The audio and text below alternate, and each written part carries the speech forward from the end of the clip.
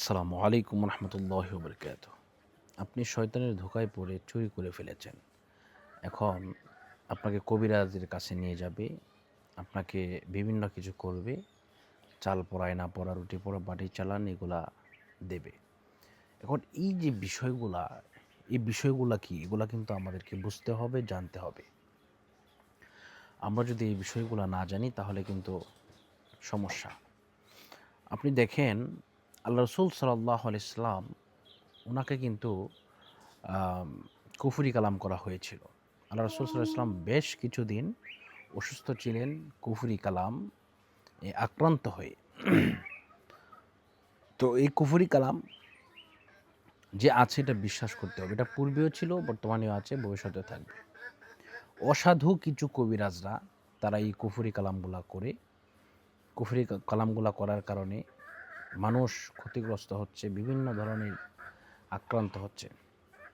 এজন্য আপনি এই কুফরি কালাম থেকে বাঁচার জন্য আপনাকে কী করতে হবে? আপনাকে বশীকরণ করতে হবে, তদবির করতে হবে। তবে যে কাজ করেছেন এটার জন্য আল্লাহর কাছে তওবা করতে হবে, এমন কাজ আর করা যাবে না। তো বশীকরণ তো আপনি করতে পারবেন না, ইনশাআল্লাহ আমার সাথে যোগাযোগ করলে আমি চেষ্টা করব সম্পূর্ণভাবে বশীকরণ করে দেওয়ার জন্য।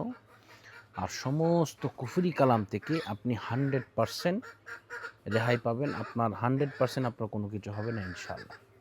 এজন্য আপনারা যদি আমার সাথে যোগাযোগ করতে চান এই নম্বরে যোগাযোগ করবেন 016-430-63744 ইনশাআল্লাহ।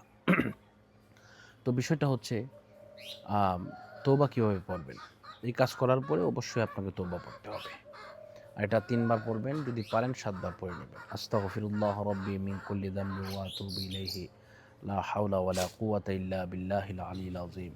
আমি আবারও বলছি আস্তাগফিরুল্লাহ রাব্বি মিন কুল্লি যামবি ওয়া আতুবু ইলাইহি লা হাওলা ওয়ালা কুওয়াতা ইল্লা বিল্লাহিল আলিয়্যিল আযীম। আপনারা এভাবে এই দোয়াটা আপনারা পড়ে নেবেন।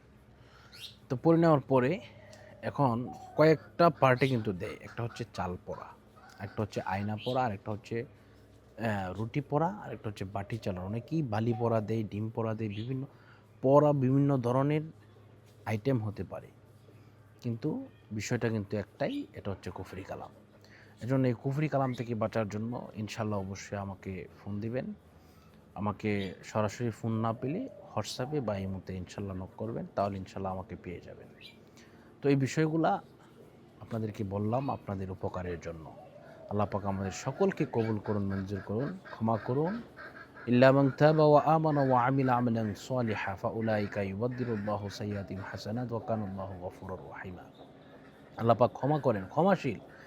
আপনি তওবা করুন, যা করেছেন তওবা করুন, আল্লাহর কাছে তওবা করুন, ইনশাআল্লাহ আল্লাহ পাক ক্ষমা করবেন। কিন্তু কুফরি কালাম থেকে বাঁচার জন্য অবশ্যই তদবির করতে হবে, না হলে আপনি আক্রান্ত হয়ে যেতে পারেন। তো আজকের মতো এ পর্যন্তই।